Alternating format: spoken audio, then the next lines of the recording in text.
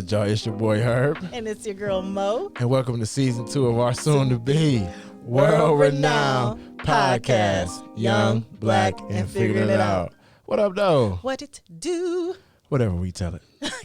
We gotta have added that to like the beginning. Like At some point. That's our thing for I real. can't keep saying it. Yeah.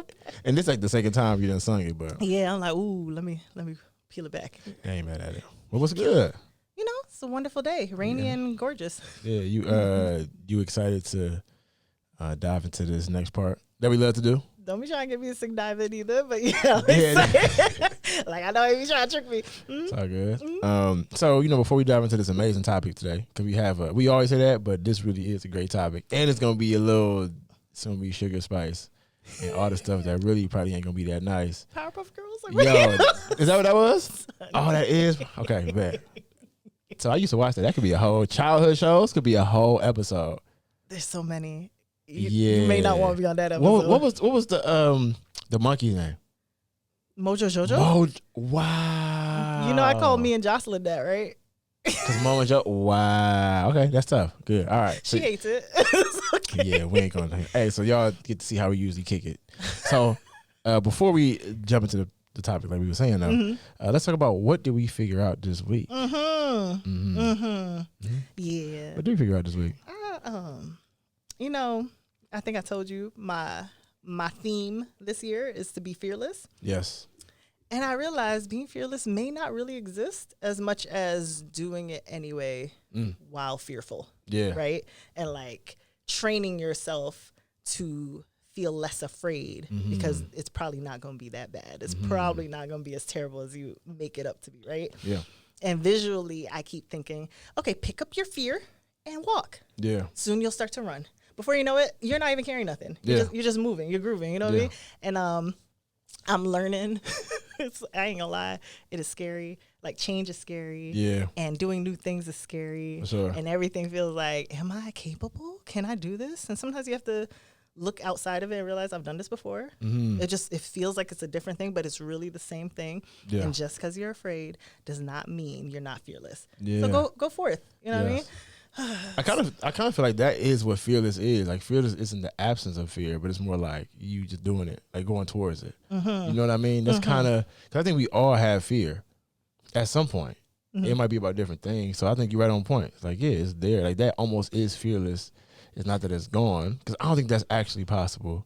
Like a universal fearlessness. I think it's more about that. Is you have the fear and you still go at it. Yeah, no one teaches you that though. Like no one makes you think that that's a thing. Everyone's like, oh look, if they could do it, you could do it, kind of thing. But no, like those people that you admire, you see out there doing great things, and no one talks about how scared they may be or how they feel. You know what I mean? People make it seem like, nah, you gotta just focus. You gotta do, and sometimes you don't feel like you're there or you're able, but do it anyway. Yes. Right? So that's where I'm at. I'm just pushing through every day. Yeah. Yeah. Thank you. Good. What about you? What'd you figure out this week? What I figured out this week? Yeah. I think, and I don't have a fancy way to word this. I'm just gonna talk about it. Okay. And it will make sense. But it's more like I'm somebody who likes to make decisions based on consensus. Like, hey, like what you think, what Very we think. diplomatic, y'all. Yeah, it's like let's all make a decision together. Because I like to be collaborative. And I think I got high integrity. I want to make sure people feel included. I'm not just feel, but are included. Right. So that matters to me. But I also realize like that there's a shadow side to that, of course. To where it's like that will have you immobile, paralyzed. And it's like, okay, there's a threshold where you get the consensus and collaboration, but then you got to make a decision. Right. Especially when, I think the people we around are people in leadership positions. Like I would say are leaders, At least everyone has an opportunity to be a leader in some space. And I think that's a better way. It's like, hey, let's hear these things, but then you got to move or you won't move. Right. And there's no shame in that. Yeah. Like there's no shame in saying, okay, I just have to hear these things and then make a decision because that's going to get us somewhere. And a lot of the times people want that. Like people really want like, all right, let's do this, y'all. Like this, especially if it's your area of expertise. Right. Like, all right, let's move this way. And so for me, it's like, nah, making a firm decision that's based in, you know, like some type of knowledge or information. You ain't just doing something random, right? But you get informed decision. Yes, an informed decision, and also that takes into account, like you've heard people and still moving is okay. Right. And I think that's shaping a lot of things I do professionally, but also personally. Right. Like we planning to go on this trip soon. Eventually, I'm giving no details to make sure nobody get right. But it's like, all right, I just got to make it. All right, we're gonna do it this way, and I need the money by this time, and we're gonna do this, and here's how it's gonna look. But that's cool, right? You know, like there's nothing wrong with that. I Versus like waiting until it's like no other option until we have to just do something, you know. So yeah, that's been on my mind. It's like, and that's new for me. Right. Because like I said, you know me, and I'm very big on what you think. What you think? Is everybody cool with this? We gonna make it? You don't want to be a dictator. I get it. 100%. Right. Yeah. But then the indecisiveness comes, and then sometimes you don't want to be responsible for everybody or like what may occur because some people are blamey or whatever the case may be. But I think that speaks to a lot of confidence in making a decision, being clear on why you're making it, and just going forth, and whatever happens, happens. You know what I mean? Yeah, and that's the other thing too. It's like the responsibility piece is huge. Like when you don't necessarily, like when it's not just your decision, then you also don't bear all of the weight of the responsibility and the outcome, positive or negative, which is like a scapegoat or a safety net. Yeah. And it's like, once you get past the idea of like, yeah, you're going to be wrong sometimes, and that's okay. Right? And that also gives you some courage to do that. Like, all right, we still going to go this way. Yeah. And that's cool. Yeah. You know? I'm proud of you. You keep that up. So you keep doing that. All right, bet. So, that's what we figured out. I was nervous. Yeah, I was like, oh, my bad. Yeah, but that's what we figured out. So if y'all notice, we do got a new laptop. Folks who can't see us, we got a new laptop up here. Somebody got a new laptop. We're going to shout out to them. Okay, clap it up on a new laptop. I'm an adult now, y'all. You know? But we got to change the settings because that battery dying quick. Don't say that. Is it for true? No, not the battery. The light is going off quick. Oh, yeah. That's what it is, y'all. I'm new to this life, and I ain't going to lie.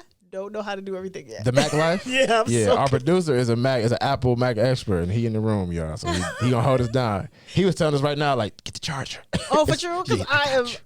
Yeah. Nah, but the battery's good. It's just the light go off quick. But you ready for this?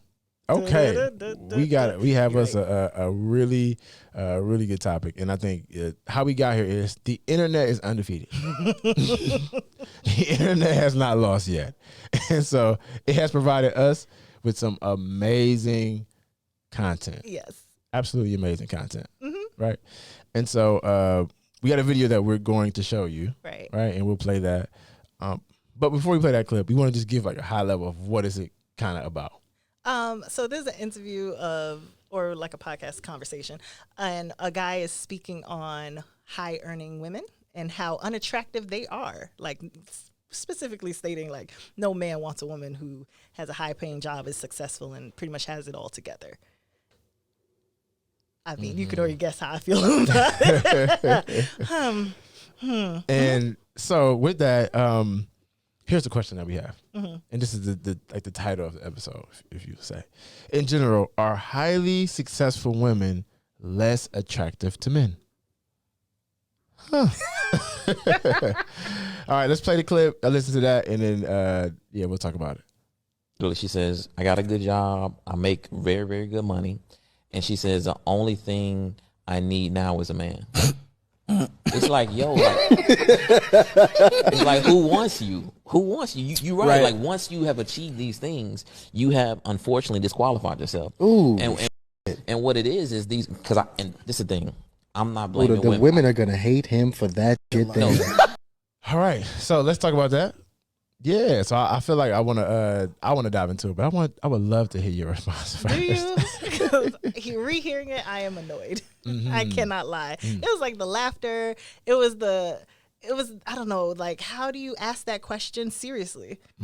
Like, well, what would you like her to be doing? Like, in the meantime, hoping a man wants to date her. Like, what do you want her to be doing? Sitting at home, not working, Like, I just don't understand. Like, I can't fathom what's the alternative. So yeah, because what I took from that was saying, like, as you have became more successful, you made more money, you got a good job, you have your car, you got the house, all those things, and he used the interesting term, you've disqualified yourself from a particular category of men, which this then led me to ask a few questions, like, is that accurate? Like, does society reflect that? You know, based off my singlehood, possibly.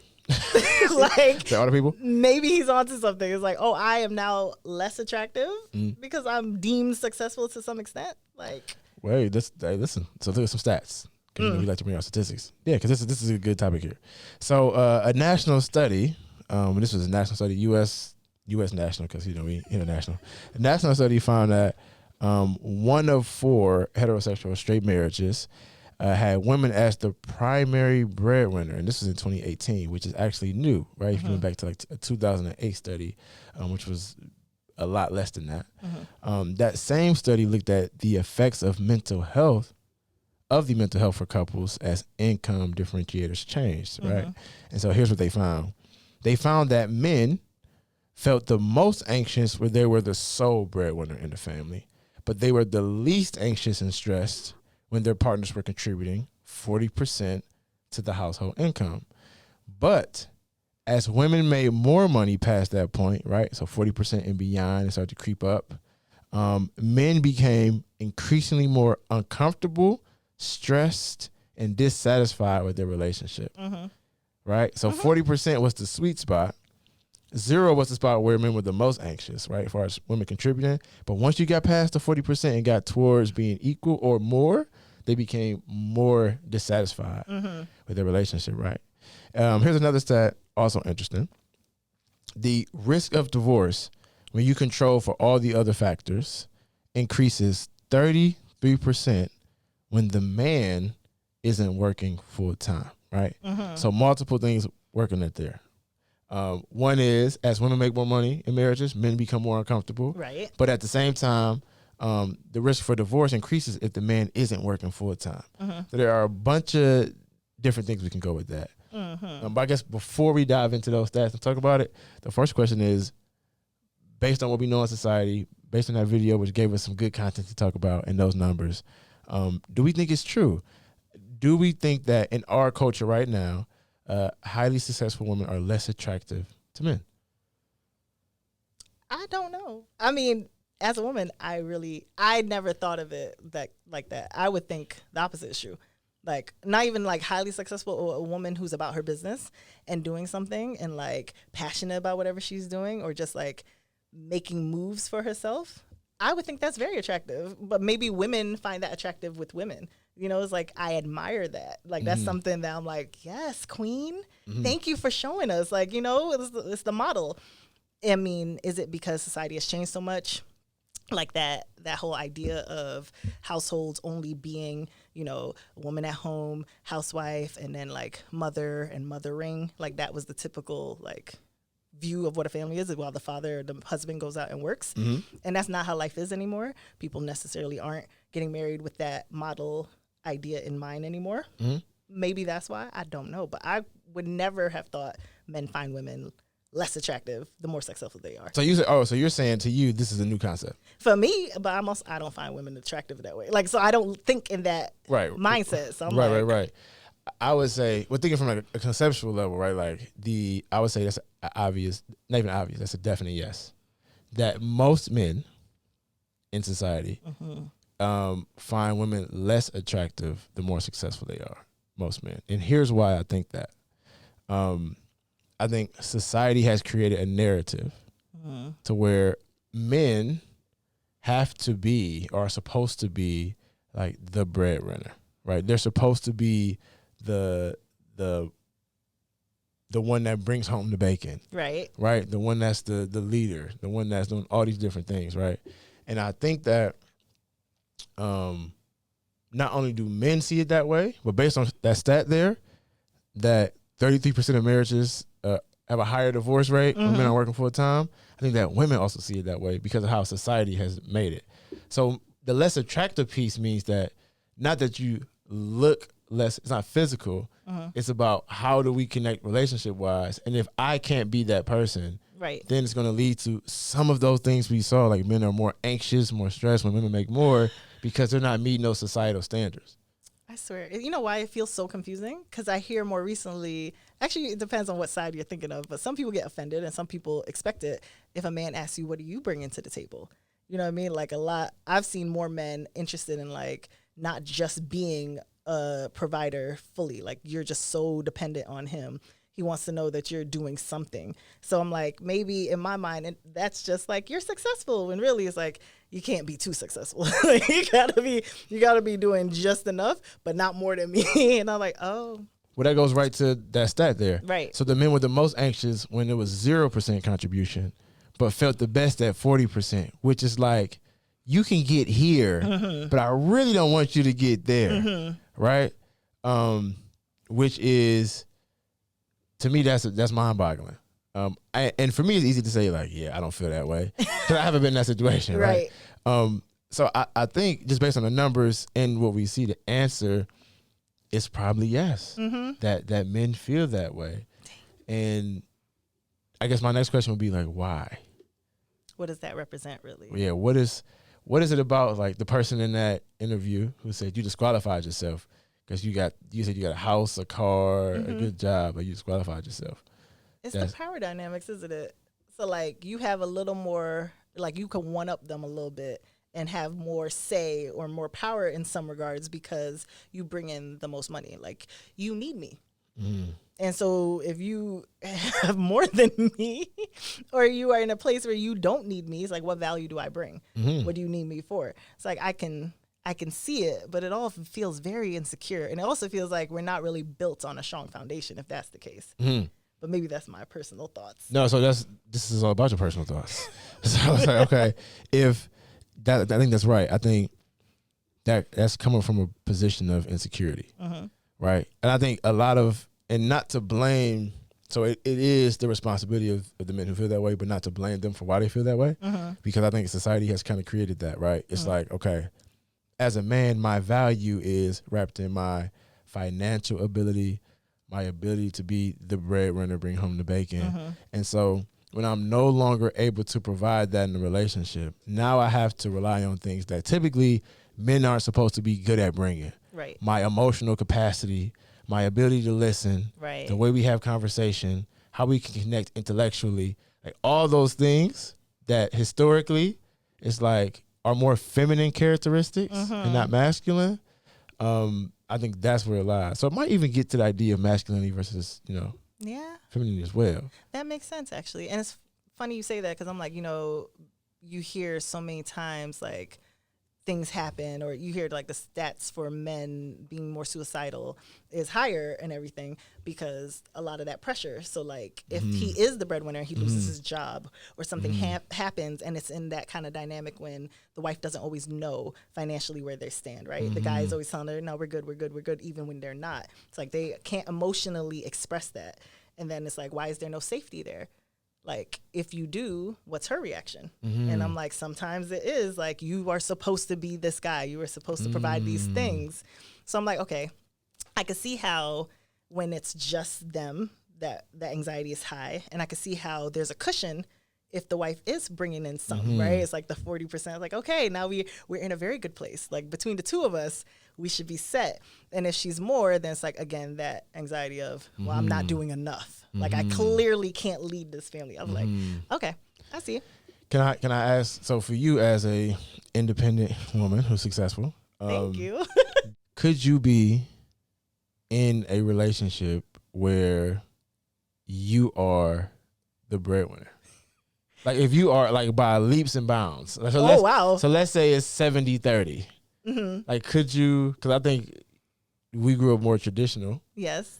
And so could you be in that situation? Like, would that be, and not to put you on blast against these numbers, but like, no, you're fine. Yeah, could you? I think I could, because I don't think, well, this is me saying now in this state of singlehood, like, that change, maybe that will change, I don't know, so don't hold me to nothing. But all that to say, I think I could, because finances aren't like the most important thing for me. It's more or less like I am very good at being comfortable, and I'm a sharer, right? So I'm very clear on like how do we both contribute or factor in. And I'm respectful enough, like if you want to hold down certain things and you tell me like a reason that makes sense. It's not like pride or ego.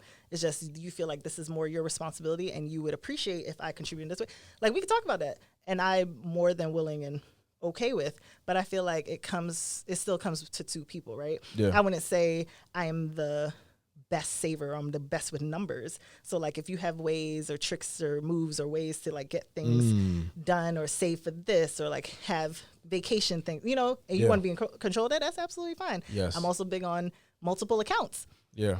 Like it doesn't need to just be one joint account and that's it. It's like I am okay with having my own, you have your own, we have a joint for this, so we have a joint for that, right? And you know, and work together. I feel like it's more of a teamwork type of effort. Okay. And so, depending on how he feels about it, is probably the biggest factor. Yes.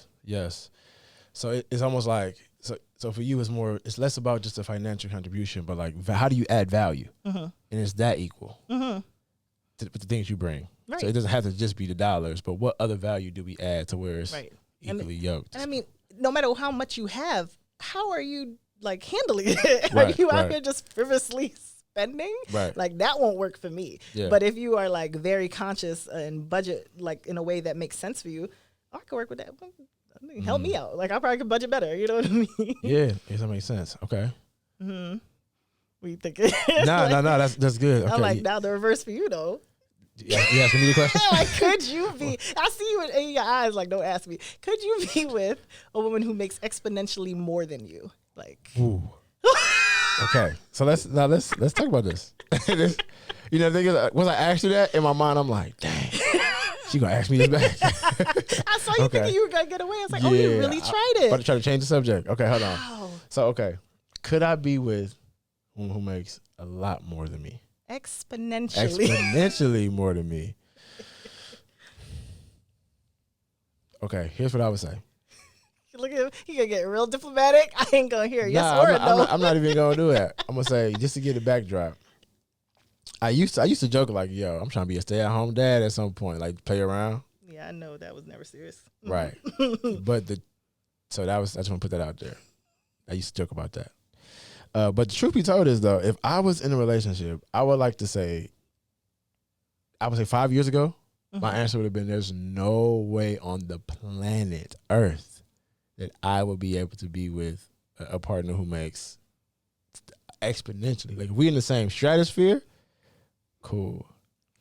But if it's like we not even in the same, you know, like she way out there, she in the ozone layer, you feel me? I don't think I could do it. That's how I felt like 5 years ago. I really felt that. And I think a lot of that was because a lot of the value I placed, personal value, was in finances. A lot of my personal value was in finances. Now, I think I haven't been able to transition to realize like finances are important, but I don't see the same level of personal value in finances. I see personal value in how you can maneuver finances to be able to provide access for people you care about, or, you know, all those good things. But I don't have the same level of personal value to that, to where it consumes my thoughts, which it came from a scare, you know, being not in a great financial position for so long kind of made it to where it's scarcity. Yeah. You know, and a lot of things come with that, not just how you relate to money, but how you feel about other people with money, including those close to you. So to actually answer the question, thank you. I would say yes, I could, and it would take work. And here's what I would need from a partner in order to do that. It's like, because that's a sore spot, I think, for a lot of men, not just because of my upbringing, but the way society creates the narrative. If there's any energy of that being like thrown in my face, like, yeah, you know, like something happened, it's like, well, I have to pay for this. Hold on, I got to get this. I guess I'll do it. Or we out to eat and it's like, hey, I got to get this one again. Okay, you know, then I'm not going to lie, I couldn't do it. Yeah. Right, because it's such a trigger point for me. But if it's to where like it's that much more than me, and it's like, yeah, but honey, you add value. Like I'm not even tripping on that. Like you do great Like with this. it's never a problem. It's never a problem. Yeah. You know, I could do it easily, easily. And I think that goes with almost any insecurity. Like if someone like uses that against you, like that's weaponized. Like weaponizing that, right? With that, I couldn't do it. Yeah. I hear you. I actually seen some great examples of women in partnerships with their spouses and whatnot, where even if she's making more, so like they go out to dinner, it's like she has more money, so she'll like slide him the card or whatever, just make sure, and he does it because not only is a proud kind of moment, but society will look at you a type of way all the time. It's like, oh, I see what you do there. It's like, yeah, it's not that serious. Or it's like, it's actually our joint account. I just have the card. So it's like, it's never a thing for her. And I'm like, yeah. And there's so many examples where that happens, where like, it's the society piece that makes this, because I think the answer to this is yes. Like men struggle with that. Yeah. For sure. Like I'm thinking about people who I know right now. I won't call out any names. Never do that. Who is like, nah, they would seek out people who are in, without even knowing it, I think it's implicit, worse financial situations than them. It makes them feel empowered. Like, when they see somebody who's really doing it, and it's a woman say, oh, they stay away from that. Interesting. Implicitly. And I know that's happening just by who they end up, right with. But it's like society reinforces that. So, for example, you go out to eat. It's time to pay. Waitress or waiter comes over. Who they get a check to most of the time? If it's when we go out to eat. Yeah. And so much so that when someone does it to where they give it to you or put it in the middle, we like, oh, dang. That was dope. Yeah. And a part of me, a lot of the times is we out and you paying for yourself, or you paying for us that day, it's like a twinge. Like, dang, I hope they don't think I'm right. Which you used to tell me early on. You're like, is that a problem, or do you feel? Because you'd feel this type of way, and I was like, I never thought of it that right. Like we're not dating. Why would I assume you would pay for anything? Like that's weird. But I get it, and I never looked at it from that perspective because I'm not a man. I'm not dealing with that on a regular basis. And people are looking at you like, okay. Like, dang, you ain't paying for this? What kind of man are you? I get it. Yo. So now you like, oh, let me, So yes, I think it's reinforced. It's reinforced. I get that. And so I guess to navigate that, like, how do we get around that? Like, let's talk about that. Let's unpack this. And this isn't happening in real time. Usually all our topics we have really talked about in depth. This one is happening in real time. Like guys, we don't know. We're working through it.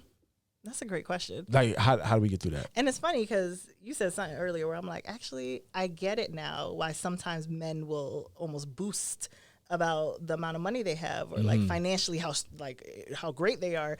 And I've learned that sometimes you either stroke the ego or you just let it be. Because I didn't know. I was ignorant to it. But I find that very unattractive. Like that will never woo me. Like, you got money, great. Don't buy me. I'm a person. You know what I mean? But I don't know. I don't have any desire to be less successful. Yeah, and I think first, and this is gonna get real deep. But I think at a societal level, we really have to work and this is my opinion. Some people love these. We talk about this in gender roles. I think kind of deconstructing the idea that like the goal for women is to just get married and like find a husband and get taken care of. I'm not with it. I'm not like when I talk to my sisters or any of like, nah, you should be able to do all these things. Cause it's like you dependent on someone else to do this, right? And the contrary to that is men. Like for us our only value is what we can provide. Not like how you make people feel, the space you create, all those things. Like if that's your only value, I'm not with that either. I can't be, because I've seen, like, I used to be that way. It's like, oh, that did not work. Like that got me nowhere fast, And so I think at societal level, that's how we start to reconstruct that, right? That's first. Then I think for women, talk back to me on this one. I'm calling women out. I think a lot of the times women do weaponize that. They do. You're right. It's like, or they do it without realizing it by exalting people who do have like status and success and finance, like exalting that as it's the only thing. And it is important, right? But as if it's the only thing, right? You know? Yeah. But let me know. Speak for the women, right? Am I? No, I will never.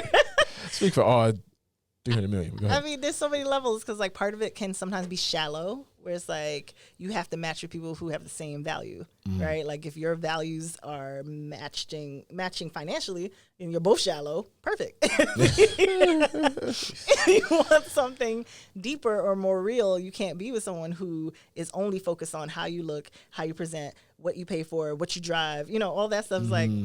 It's gonna get you but so far. Yeah. And if that's the lifestyle you want, that's absolutely fine. But everyone isn't there. Everyone won't get there. That's just not possible, right? Right.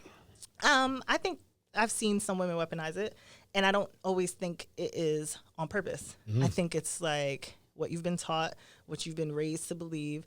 And it's a weird mixture now where it's like, you got to get yours, but he got to be on point. He got to be on his. He can't. And it's like, yeah. So now everybody's trying to be like top dog, and no one is willing to either compromise or be the one who has a little bit less. You know what I mean? It's like sometimes now it's just a competition in a relationship. It's like, no one wins if you're both competing all the time. You know what I mean? Like you could be number one and now they're miserable, vice versa. It doesn't. So I don't know. I mean, I can't tell people what to do. I would say maybe be a little more reflective on what it is you actually want and recognize what it is you really need. You know, because sometimes what you think you want, it doesn't actually birth anything. Like it doesn't deepen anything, doesn't give you anything. You just look great. Yeah. But like if you focus on what you need, maybe you'll end up getting what you want. Yeah. Like they all tie together. Yeah, for sure. And I respect that. And I appreciate you said you can't tell people what to do. I'm going to do it. I'm going to go ahead and tell people what to do. And based on what I just said, what I figured out, I'm going to tell people what I think they should do. This would be my advice, right? I'm going to go ahead and stand on that. But you can take it or not. So I think for folks who are already in that space and thinking like, how do I get around that? Like I said, one, that actually might be okay for some people. Like your dynamic might work right now. For folks who actually want to get out of that, I would say like small things. Like it took me a while to be able to not to let someone pay or do anything, first of all, but pay for sure. A very long time, yes. I'm sorry. But no, in all seriousness, I think those small things like, we out to eat. I'm going to work on work through my emotions and feelings of like, go ahead and do this. Or you can hold the door for me. Or you can, whatever that might be, right? But so I think working through that like is a part of the microcosm. Because that financial thing is just a microcosm of like patriarchy. Yeah. I mean, that's really what it is. Like, we're supposed to be dominant and do all this, and you're supposed to be in your place. So that's the root of it. So let's deconstruct that by little small things. I think that's how you get out of that in a relationship. And then for women, I think things like that, like I wouldn't say because we hear or feel that is how it is in society, I wouldn't say succumb to that, or maybe I need to change or dim my light. It's like, nah, be successful. Because at the end of the day, you're your own person. No one controls you. And anything can happen. That's how I say to my sisters, right? Like you could be, let me not be as successful, make this person feel comfortable, and they don't appreciate that. Yeah. And they abuse that. Right. Or they leave you and you have nothing again, like desolate as ever. And also it's like, I don't know what are we sitting and waiting to do? Like, how are people just finding partners or husbands? Like, where is he expected to find people? Right. Like, is there a place that we go and just wait and hope someone comes to pick us up? There's a parking lot. You said there's like a wife lot. You know what I mean? These are the wives who don't work, Like, how many years do you expect her to just sit there and do nothing? It's like, I would think people have to make a choice after a while. Like, I want this for myself, and you have to go after it, regardless of it. So I'm not telling you what to do either. I'm just saying. She's not telling you. I am telling you. But nah, it's good. And it, the last thing with that, too, is this. People might be listening. And thinking, what in the world are they talking about? Listen, we might be right. We might be wrong. But at the end of the day, we just young, black, and figured it out.